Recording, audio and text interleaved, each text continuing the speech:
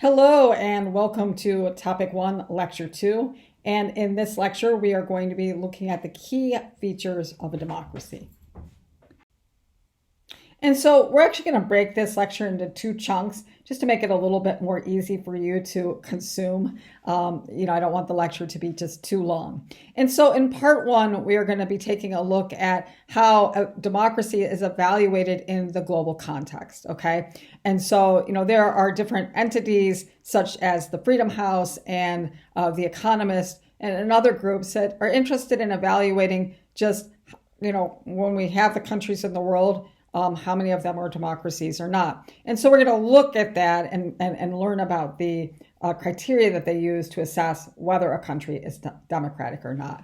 In the second part, in part two of this lecture, we're going to focus on more of what is in the textbook, and that we're going to look at the important role that political knowledge, political efficacy and trust, and responsiveness to the will of the people play in fostering a healthy democratic society, okay? So that's what we've got on the docket, and let's go ahead and get started. So one thing that you should keep in mind is just because your country calls itself a democracy doesn't make it a democracy. In other words, democracy is more than just a word or a label. A democracy is actually a way of life. It is where a country has very specific features that allow its country to basically be ruled by its people, okay? And North Korea is a really good example of a country that calls itself a democracy and a republic, but obviously is far from it. And so the formal name of North Korea is the Democratic People's Republic of Korea. And I love this photo because in the middle there you have Supreme Leader Kim Jong-un, and he's surrounded by a family that he's visiting, right? And then there's also a political governmental sort of overseer there on the one side. And there's Kim Jong-un holding this baby, and then look at the expressions on the people's faces around him. You can't really tell. I mean, maybe they're crying because they just are so thrilled to be with the supreme leader, or maybe they're just frightened. They're worried that they're not looking happy enough. But regardless, I think that photo kind of speaks volumes because clearly the people surrounding this leader, they don't seem to be free to sort of express themselves, right? And it's a good encapsulation of what it may very well be like to live in the authoritarian regime of North Korea. So obviously just calling yourself a democracy doesn't make your country a democracy. When determining whether or not a country is democratic, key features need to be present. And there are groups throughout the world, probably two of the most well-known groups, Freedom House and the Economist's intelligence unit, that every year these two groups, The Economist is a news organization. Freedom House is a nonprofit organization dedicated to measuring freedom throughout the world. And so each year they release these annual reports measuring. They use certain measurements that we'll take a look in a second. Basically measuring and assessing whether countries are democratic or not.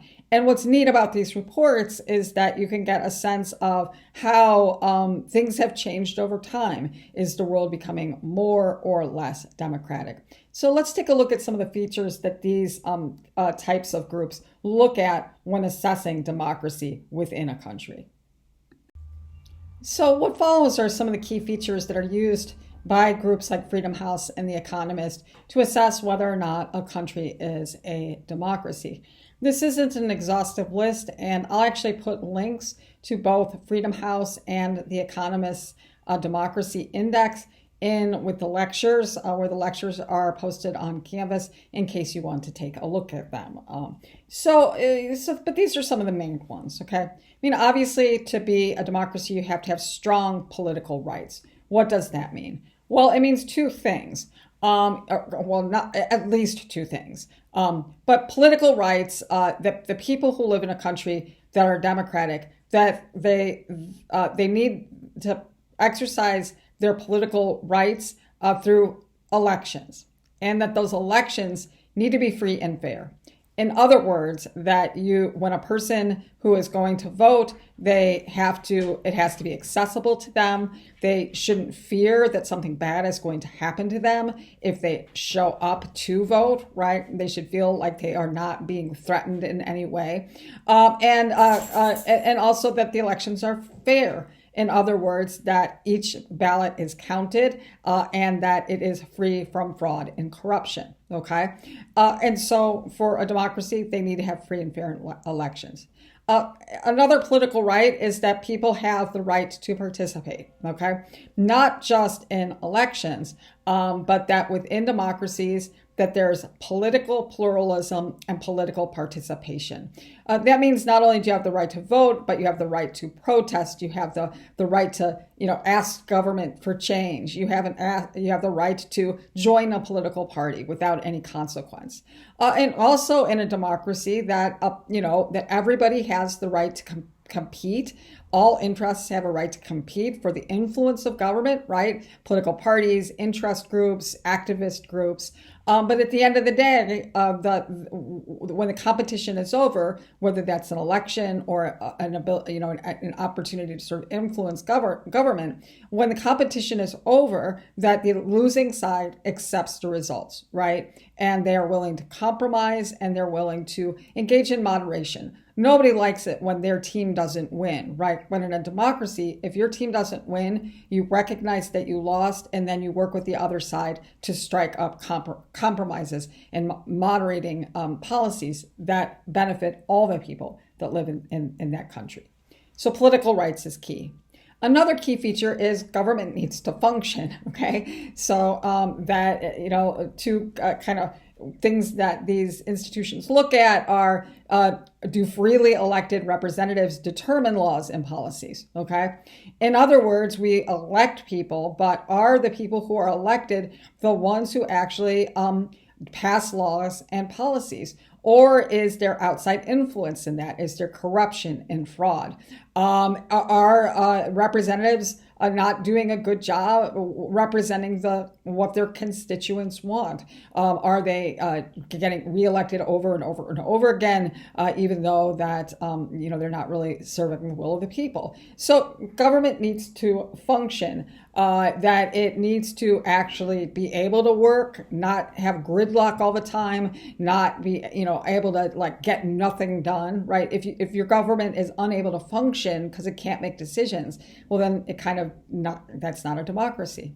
And also government has to be transparent. If you want to know what government's doing, in a democracy, you can go and watch C-SPAN, or that you can enter into the chambers of Congress, and that the government needs to be free of corruption. Okay. The list goes on. Civil liberties and civil rights. So democracies have a vibrant array of civil liberties, not just in word but in action. So there needs to be freedom of the press. And there needs to be freedom of personal expression. You can speak your mind and you can write things in the newspaper without censure, without being censored, and without fearing consequences for what you say, being rounded up and put in jail. That there has to be a sense of personal autonomy, that it's your body, it's your life. You can marry who you want to marry. You can have kids or not have kids if you don't want to have kids. You can take a job or not take a job. Government shouldn't interfere with that personal autonomy. And that there should be equality of opportunities, that you should feel like people should feel like that they can go to school on their merits or get the job on their merits, and they're not being discriminated for unreasonable cause, such as their race or gender or their class. And then finally, again, this is just sort of a quick overview, is that we have to have laws, and the laws have to be followed, and they also have to be independent of the other branches of government. And so the rule of law, that the judiciary needs to be independent and not governed by the other branches, okay? And that the judiciary can make decisions without fearing blowback from the other branches of government, right? And so it is fully independent. It's not doing the bidding of the presidency or the president, or it's not doing the bidding of the legislature. It's acting on its own. And also the rule of law, that there needs to be a clear process for if you're accused of a crime. These are the steps that are followed, and those steps must be followed, okay? That you have a right to an attorney, that you have to be told what you're being charged with, that you have a right to a trial, right? That you're not going to be subject to cruel punishment, right? That there's a known process. It's not a kangaroo court where you can get arrested for any reason, not be told, be charged, tried, and executed, right? Without any actual fair procedure. And so due process is an important feature of a democratic society. So this is a graph. I guess it's not a graph. I guess it's an infographic. But it is the world, and the countries in the world, and they're color coded, okay? And this comes from the Economist Democracy Index. They do one every year. This is from 2022, okay? And basically the countries are color coded according to, let me put my pen on here, the magic pen. They're color coded from blue to red, okay? I guess red meaning dangerous and blue meaning free. And so blue's a cool color, red's a hot, dangerous color, right? And so if you fall in the blue category, that you're going to be considered either a full democracy or a flawed democracy, but still a democracy, but a democracy that has room for improvement. If you're in the orange to red category, that you are considered an authoritarian regime or country. If you're a little bit democracy, but a little bit of authoritarianism, and you don't have enough democracy to be considered a full democracy or some sort of democracy, and that you don't have enough authoritarianism to be full-fledged authoritarian, they categorize those countries as hybrid regimes, okay? And so first just sort of take a look at this map, and then, they based on their based on those criteria, they give scores to countries. And the dark blue over here, some of the Scandinavian countries, they're registering in on the 10 scale. The United States, since 2016, registers not as a full democracy, but as a flawed democracy. The Economist Democracy Index, starting in 2016, said that we're a democracy, but that there are some significant flaws in our democracy. And the flaws that they see are in large part due to the extreme polarization in the United States. That we are very divided and split ideologically. We talked a little bit about that in some of the commentary for the first, introductory unit. And that polarization plays itself out in government functioning, right? Because we're so polarized that when people get to Congress, there's the red side, there's the blue side, and there's not a lot of room for compromise in the middle. There's no purple in the middle. So it's hard to get things done. Things get done, but we're about to come up on a government shutdown for political reasons. And so, that kind of is a ding against us. There are other dings that we get to, but I'll let it to you to read the report if you want to see more about just exactly how the United States has been categorized. Less than half of the countries in the world are democracies, and that's changed a little bit over time. There was a period where we were moving towards more democracies, but we're moving back a little bit.